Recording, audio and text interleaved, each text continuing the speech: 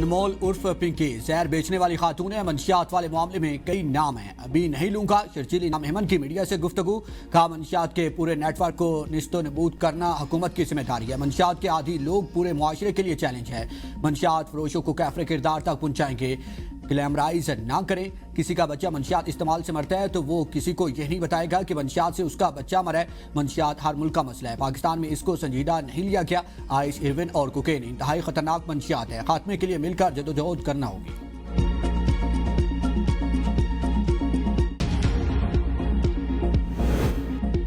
انمول عرف پنکی کا شناختی کارڈ اور پاسپورٹ تفتیشی ٹیم نے حاصل کر لیا۔ ملزمہ پنکی نے 17 اپریل 2018 کراچی سے پاسپورٹ بنوایا۔ 17 اپریل 2023 کو ملزمہ کا پاسپورٹ ایکسپائر ہو چکا ہے۔ پنکی نے شناختی کارڈ بھی کراچی سے 6 دسمبر 2016 کو حاصل کیا۔ شناختی کارڈ پر ابو الحسن اسفانی روڈ، گلشن اقبال پتہ درج ہے۔ ذرائع کے مطابق پنکی کی سفری تفصیلات حاصل کرنے کی کوشش کی جا رہی ہے۔ ملزمہ کے اہل خانہ کے پاسپورٹ اور شناختی کارڈ کی تفصیلات بھی حاصل کی جا رہی ہیں۔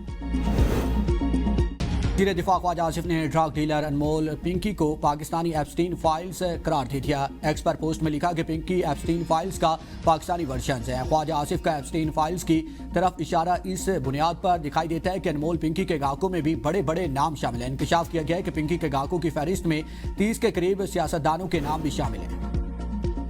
باکو میں مریم نواز کا شاندار سفارتی استقبال۔ صدر الہام علیوف سے وزیر اعلیٰ پنجاب مریم نواز کی ملاقات۔ صدر نے آذربائیجان اور پاکستان کے مابین برادرانہ تعلقات اور اسٹریٹجک شراکت داری کی ترقی کو سراہا۔ ملاقات میں سیاسی، اقتصادی، سفارتی، دفاعی اور دیگر شعبوں میں تعاون پر تبادلہ خیال کیا گیا۔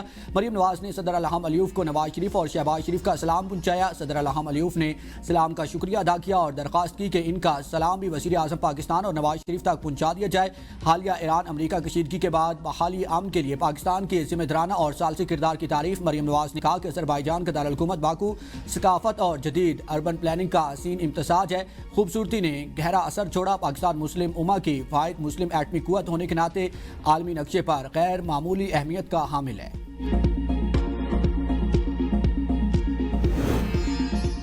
امریکہ نے دہشت گردی کے خلاف کوششوں میں پاکستان کو اہم اور کلیدی شراکت دار قرار دے دیا۔ سینٹکام کے سربراہ ایڈمرل بریڈ کوپر نے سینیٹ کمیٹی کو بریفنگ میں کہا کہ پاکستان اسداد دہشت گردی کا قابل اعتماد شراکت دار ہے جو خطے میں داعش خراسان کے خلاف جنگ میں کلیدی حیثیت رکھتا ہے۔ اسلام آباد کے ساتھ ہماری مضبوط فوجی شراکت داری کے نتیجے میں دہشت گردوں کے خلاف ٹھوس نتائج حاصل ہوئے ہیں۔ یہ ٹھوس اور باہمی کامیابیاں پاکستان اور امریکہ کی درینہ دوستی اور مشترکہ عزم کا براہ راست عکس ہے۔ افغان سرزمین پر دہشت گردوں کی مسلسل موجودگی کے باعث افغانستان امریکی نگرانی کی فہرست میں بدستور پہلے نمبر پر ہے۔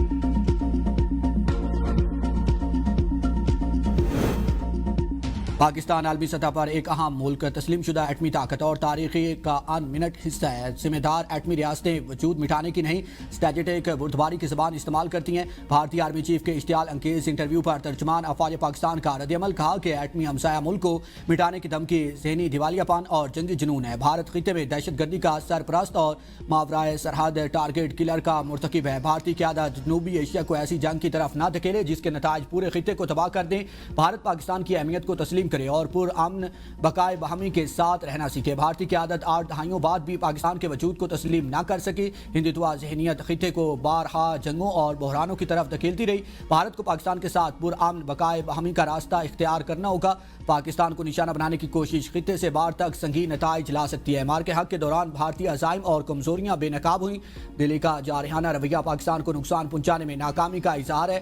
بھارت خطے میں دہشت گردی اور عدم استحکام کا تاریخی ریکارڈ رکھتا ہے۔ ذمہ دار ایٹمی ریاستیں تحمل، بلوغت اور اسٹریٹجک سنجیدگی کا مظاہرہ کرتی ہیں۔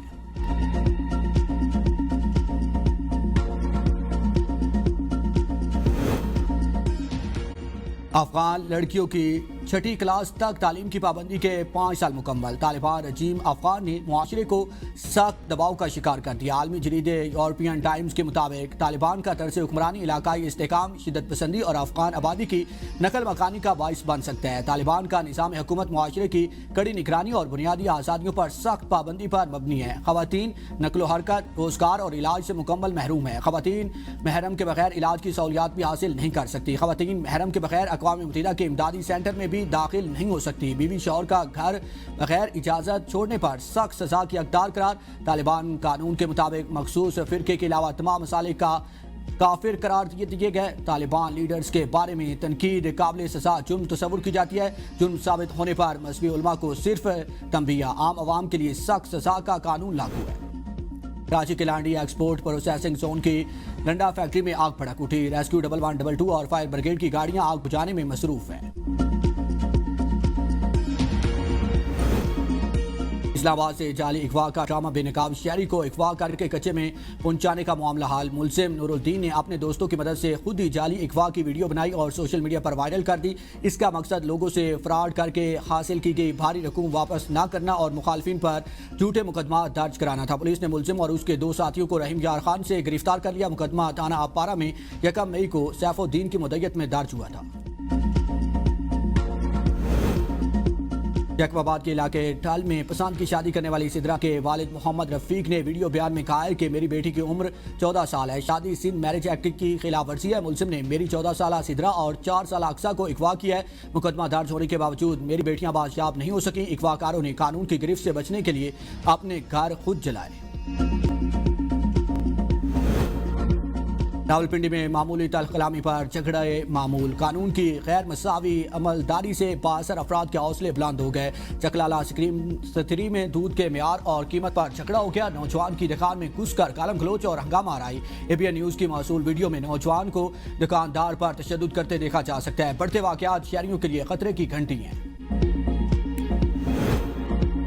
1,23,684 پاکستانی عازمین حج سعودی عرب پہنچ گئے۔ سرکاری اسکیم کے 97,208 26,000 سے زائد پرائیویٹ عازمین سعودی عرب میں موجود ہے۔ پاکستان سے مجموعی طور پر 1,79,210 عازمین فریضہ حج ادا کریں گے۔ حج پروازوں کا سلسلہ 21 مئی تک جاری رہے گا۔ اختتام میں صرف 4 روز باقی۔ وزیر مذہبی امور سردار محمد یوسف سیکریٹری مذہبی امور کے ہمراہ پاکستان حج مشن کا دورہ کریں گے۔ ترجمان مذہبی امور کا کہنا ہے کہ وزیر مذہبی امور جاری حج انتظامات اور عازمین کو فراہم سہولیات پر بریفنگ لے گے۔ پاکستانی عازمین کی خدمت کے لیے معاونین حج میڈیکل اور فیلڈ سٹاف متحرک ہے۔ پاکستانی عازمین کو کھانے، رہائش اور ٹرانسپورٹ کی سہولیات مسلسل فراہم کی جا رہی ہیں۔ سعودی عرب میں پاکستانی عازمین کے لیے خصوصی میڈیکل ڈیسک اور اسپتال فعال۔